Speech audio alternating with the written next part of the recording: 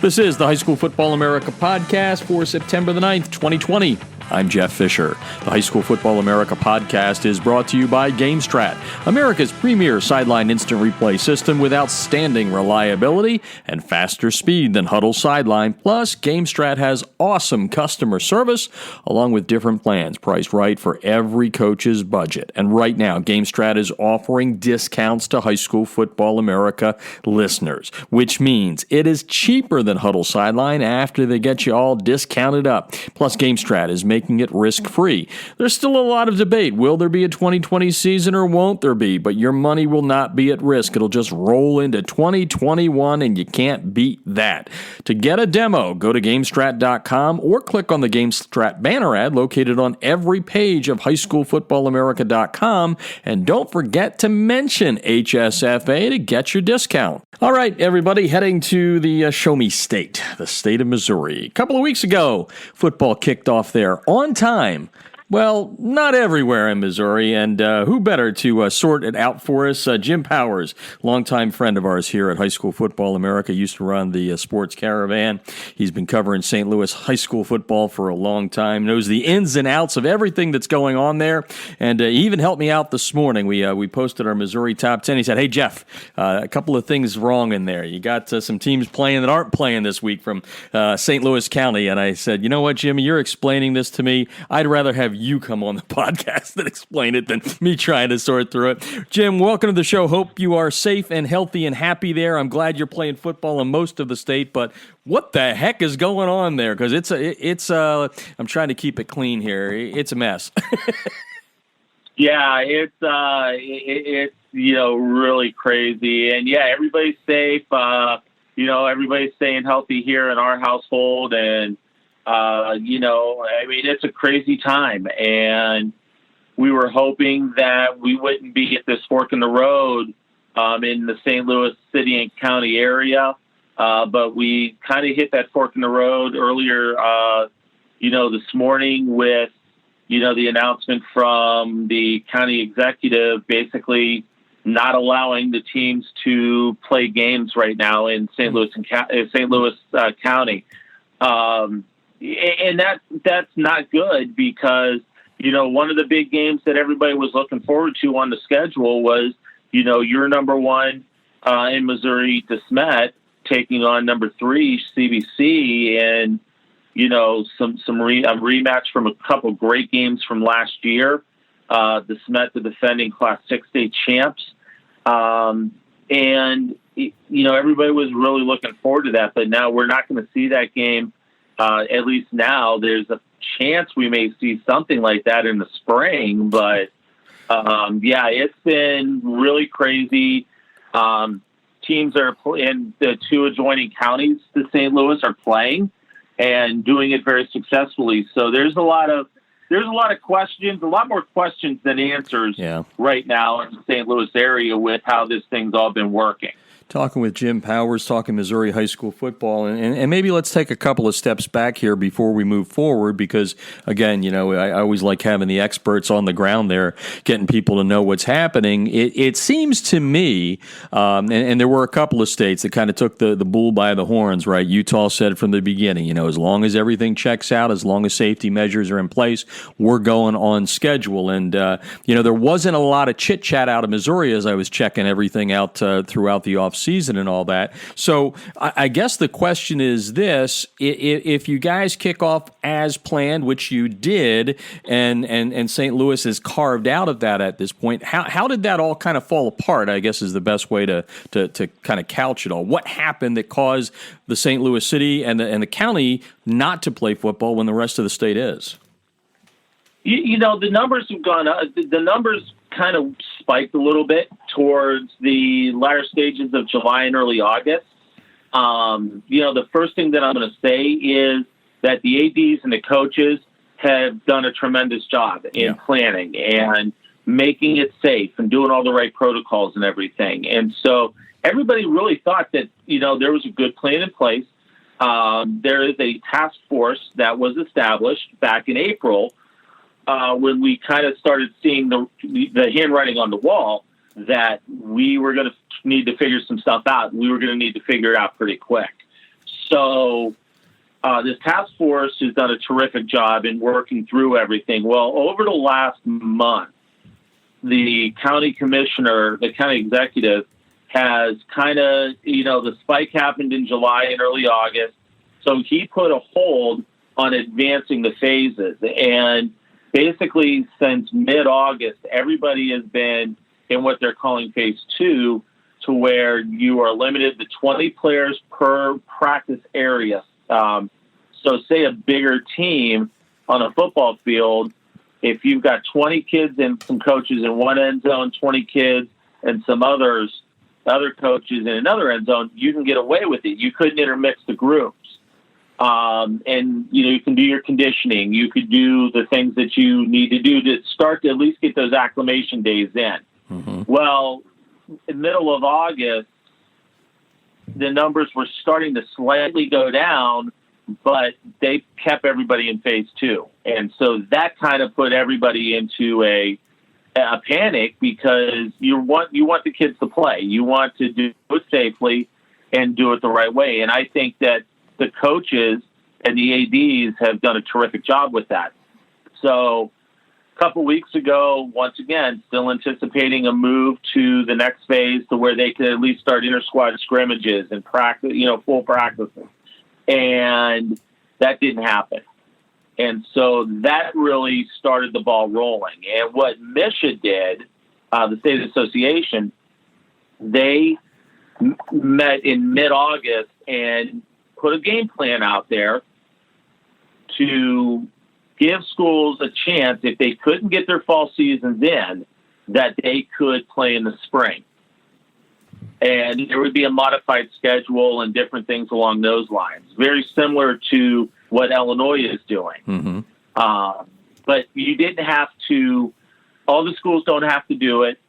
All the sports don't have to do it. They're taking the, sports by sport basis. And so a lot of people started kind of thinking, okay, how are we going to make this work? In St. Louis County, you have so many schools that got terrific football players. I mean, you've got the Smet team that's got probably right now 10 D1 kids.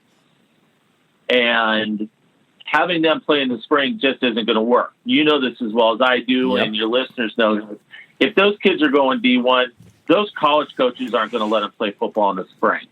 Those kids are looking to graduate early, do the things that they need to do in the fall season, and be ready to go to college in the spring semester.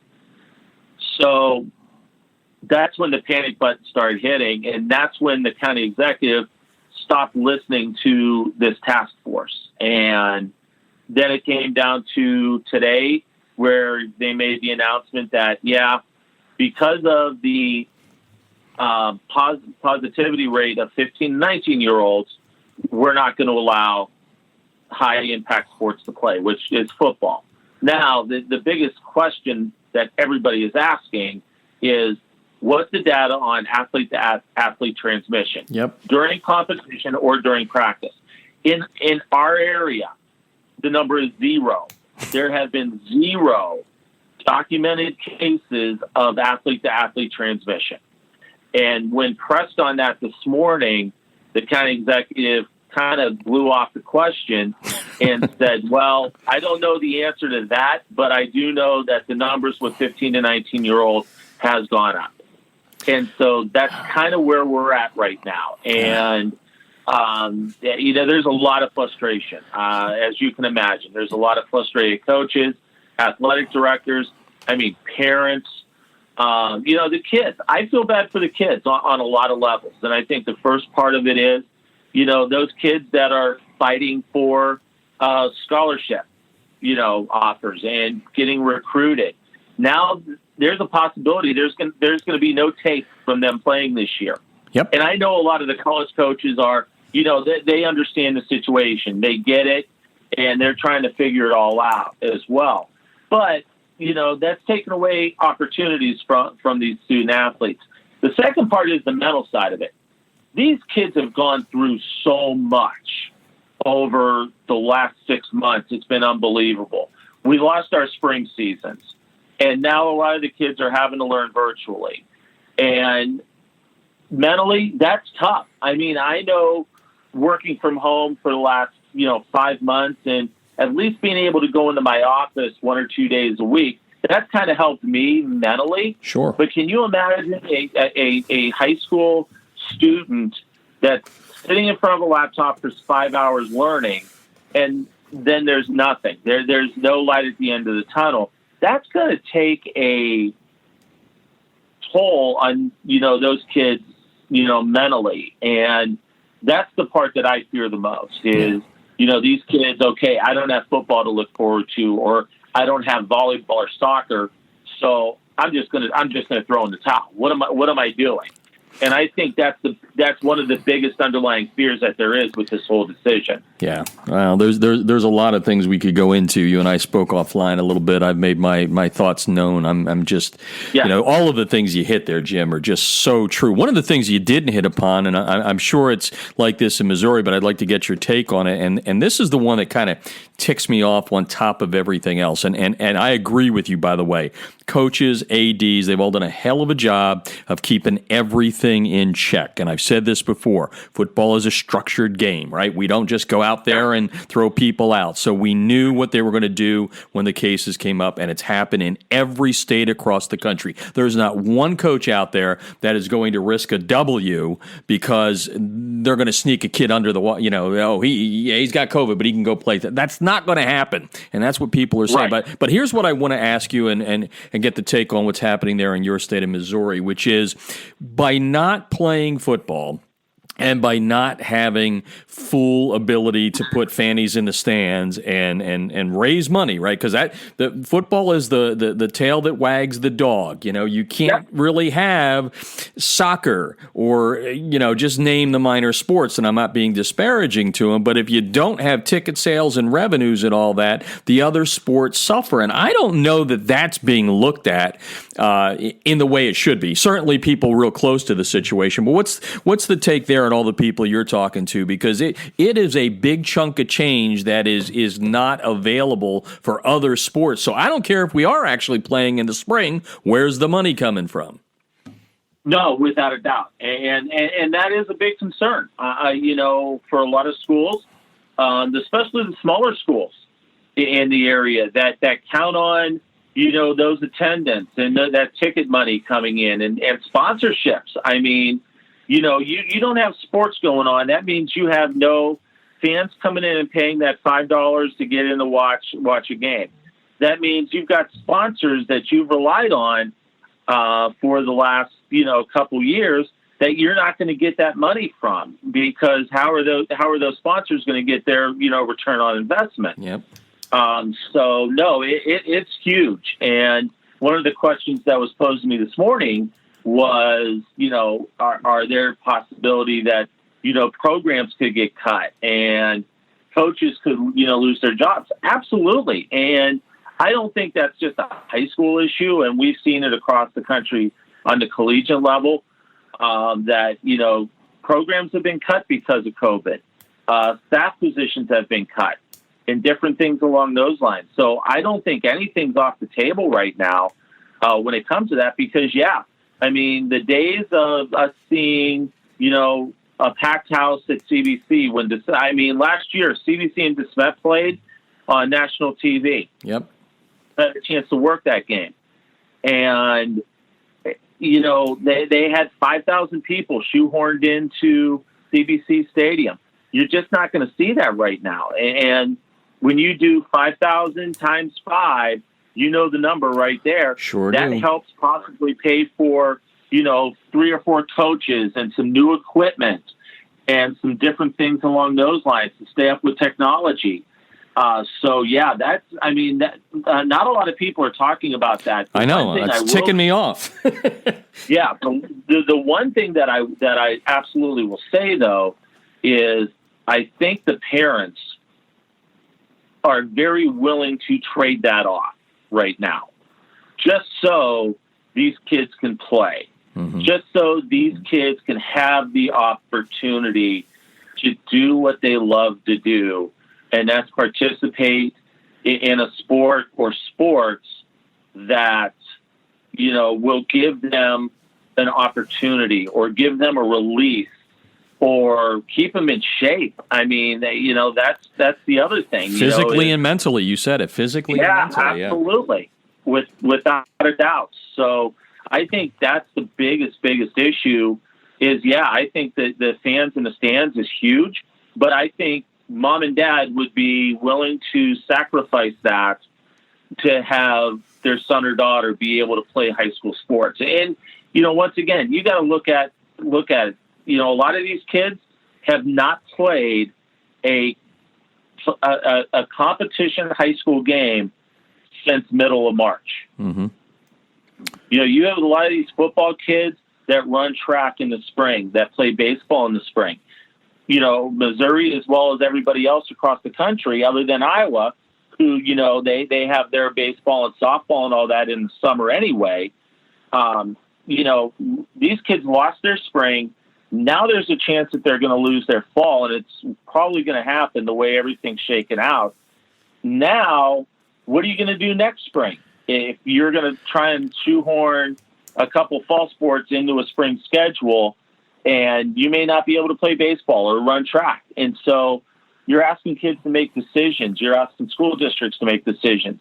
And I don't think that's right. I think these kids get enough put on their plate to where they should not have to make those types of decisions because it's not fair to them. It's just absolutely not fair. Are you seeing kids making the move out of the area that's not allowed to play football into some of the outlying areas? Like you said, there's counties right next door that are playing. Is that happening out there? What's the take on that? Or are the people kind of hunkering down, hoping and praying that officials in the St. Louis County area get their act together?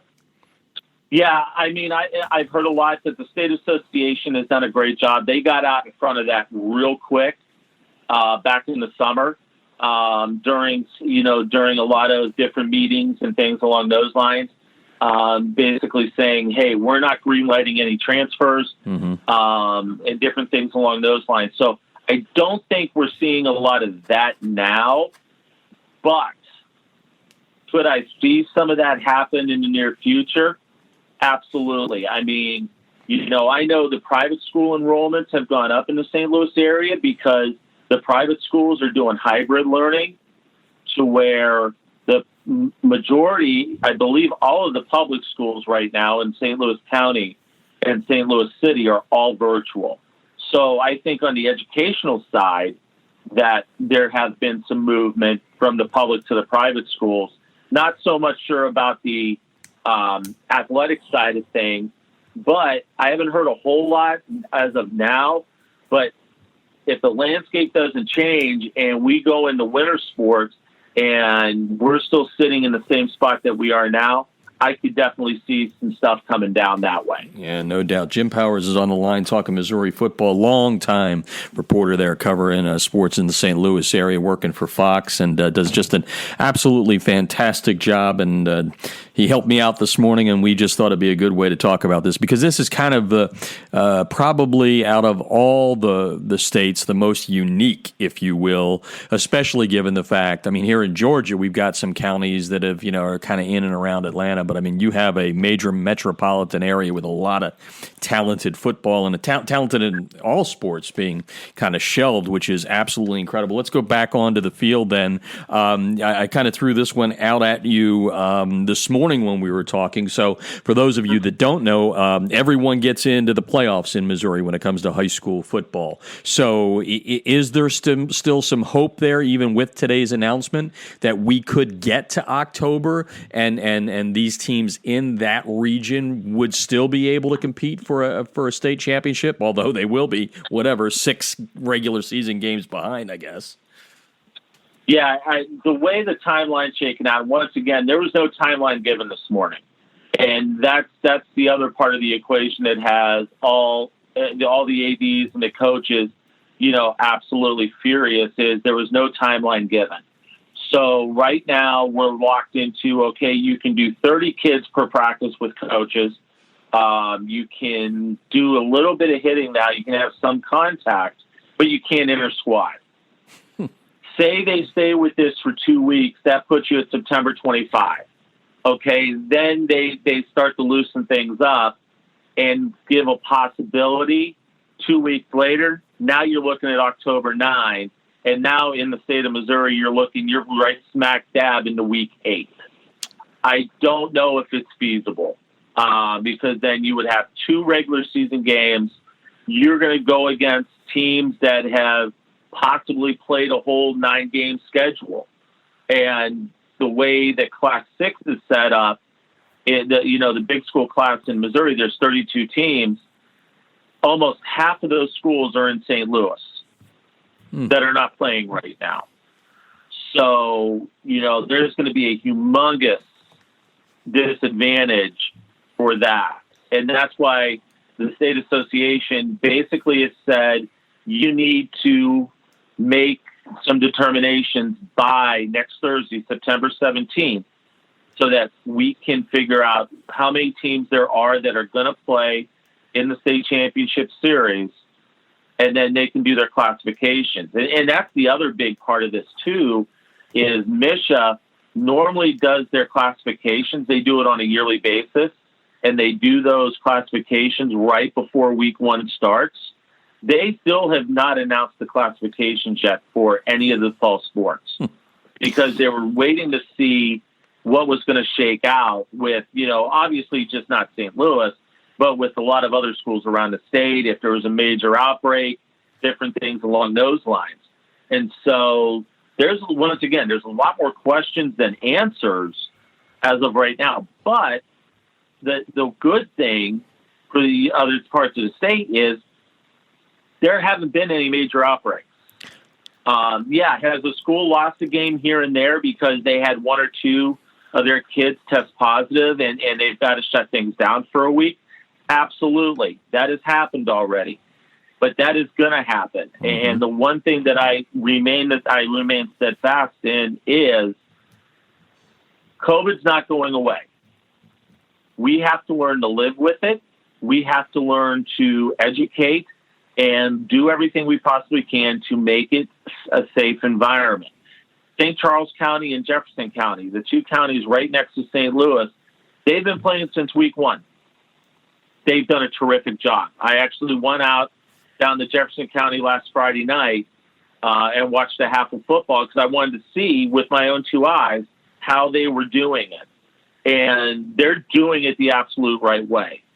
And so the proof is there that it can be done. Kansas City, they're doing an outstanding job. Springfield area, Columbia area, all the other areas in the state are doing a terrific job in keeping everybody safe, keeping the kids safe, the proper protocols, and different things along those lines. So the way MSHA is looking at everything is, as long as 50% of the schools can get through their season, or at least to a point to where they've got games in, we're going to go ahead with our fall state championships. Now, say a school chooses to go to the spring, which some of the schools in the St. Louis area have already made that decision. That decision was made, 4 weeks ago. There's going to be a championship in the spring for those teams that are going to play spring football. But as well as I do, you look at the ongoing rivalry between St. Louis and Kansas City in Class 6. It's been a roller coaster. We'll have a couple years cycle to where the Blue Springs and the Blue Springs South and the Rockhursts are knocking it out of the park and winning state championships. Then you turn to the other side of the state, CBC, the SMAC. They're winning state championships. So now you take St. Louis County and City out of the mix for a state championship. That makes it it's not truly a state championship because you're not going to play a DeSmet team that is absolutely loaded and really was odds-on favorite to win Class 6 again this year.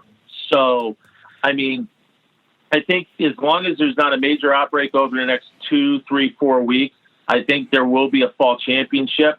But once again, how do you really show that it is a true state championship? Yeah, you don't. I mean, and who suffers? The kids, and we could go on and on and on about that. Jim Powers on the line, giving us a real good lay of the land in Missouri, where a lot of the state is playing high school football right now. Started on time, St. Louis and St. Louis County. It's a no-go, and may be a no-go, and there, that just the spring season and all that causes a whole new set of things we can talk about. Playing, whatever it may be, April through May through June. Do kids ever get enough time off? Those juniors going in their senior year, if we're back to normal in 20. I mean, I could go down the list. The powers that be just need to wake up. And, I think the biggest thing, and you said it so eloquently, you said, COVID-19 is not going away. And what we've needed through this, and this is not a damn political statement on my side, is leadership. And when I say leadership, I'm talking about these coaches and ADs that are showing it time in and time out. I just think some people ought to sit back and see what we're doing in our great sport with our great leaders and how they are doing the right things and getting it done the right way and keeping kids safe at the same time. I'll get off my soapbox and now stay on the football field for the last question. We have put out a ranking system that is who's playing right now, and you are an expert there in not only in the St. Louis area, but the state pretty darn well. So given the limited landscape with St. Louis out of it, there's still a lot of good teams out there playing, whether it's your Joplins, your Webb Cities. Those are probably some names that people recognize from around the country. Who's pretty good out there right now, off to a good start and maybe playing for that possible half a state championship or whatever we're going to call it? Yeah, I mean, there's great football being played in the state.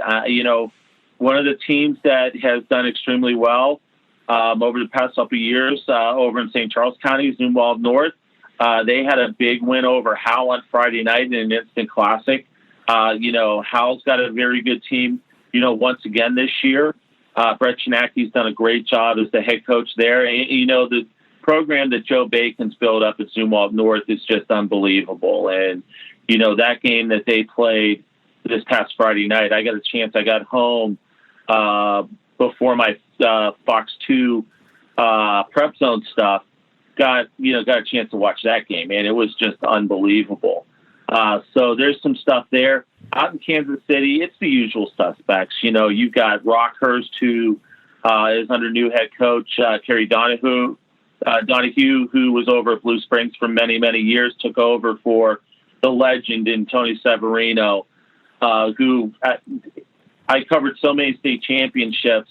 And when I knew Rockhurst was playing, just sitting down and talking to Tony on the Wednesday before Thanksgiving to talk football, I learned so much from him in those 30-minute conversations than I would from anybody else, because he was just unbelievable. Great guy. But Joplin started off pretty strong. Webb City, they played Joplin, and once again in another instant classic in week 1, went down to the final wire, and Joplin was able to pull off the victory against Webb. But Webb is really good once again this year.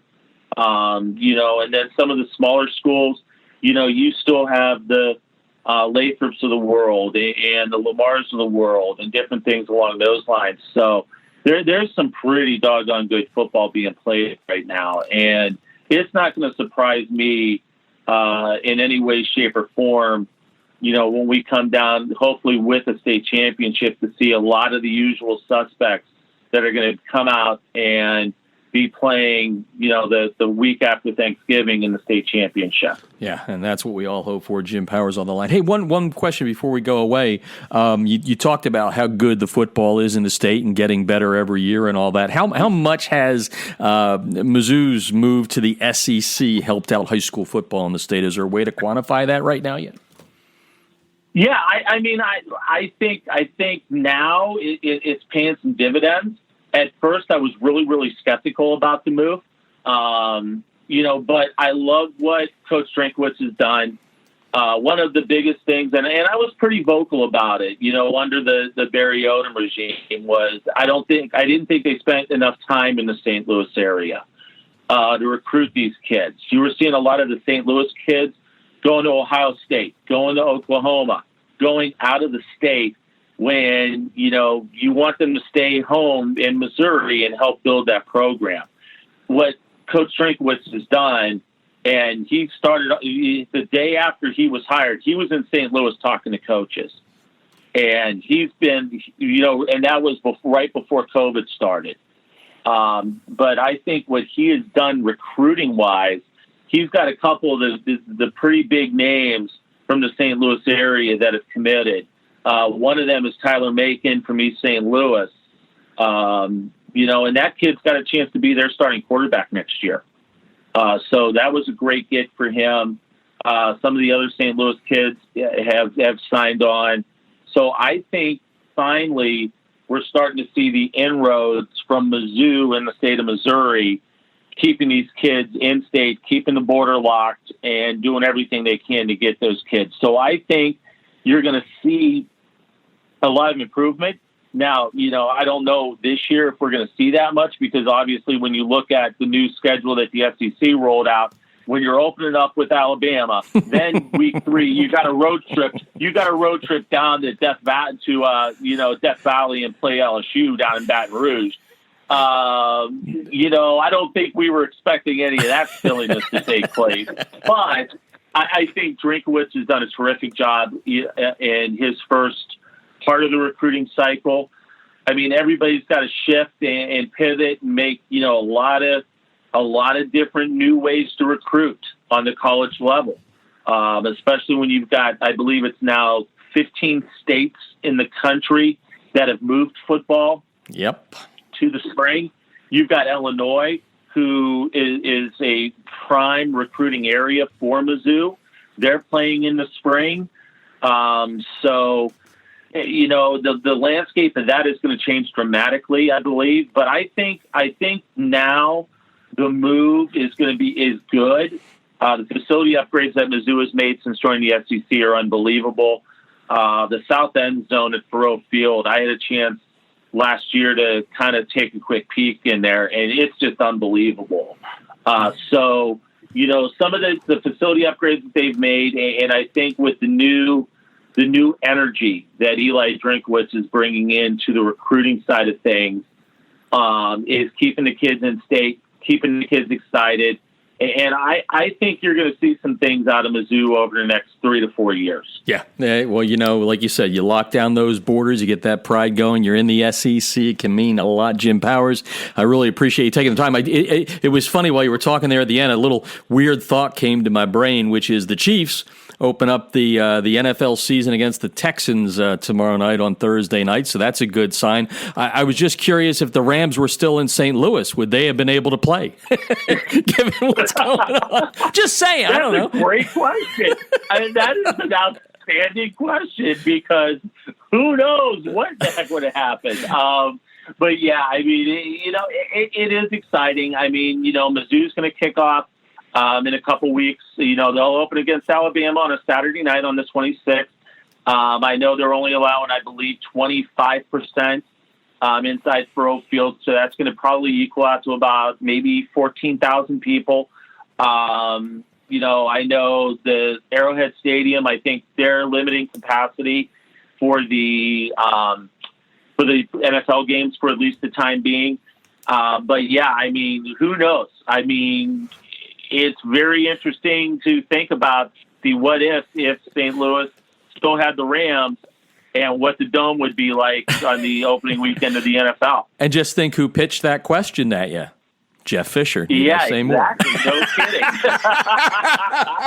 I was expecting a Rams reference at some point in this podcast, but I wasn't sure how you were going to do it. Oh, I get tired of being hit with it. Yeah, are you that guy? Yes, the NFL experience was so awful, I decided to run my own media company. I am not that Jeff Fisher. Exactly. I mean, I was tired of being 7-9. I just had to do something differently. Jim, thank you so much for taking time out of your schedule. It's been fun. You've done a great job of laying the land here, and we'll keep up with you. Anything we can ever do for you, just always hit us up so we can promote what's going on there in Missouri. So thanks for joining us. No problem. If you guys ever need anything, don't hesitate to give me a shout.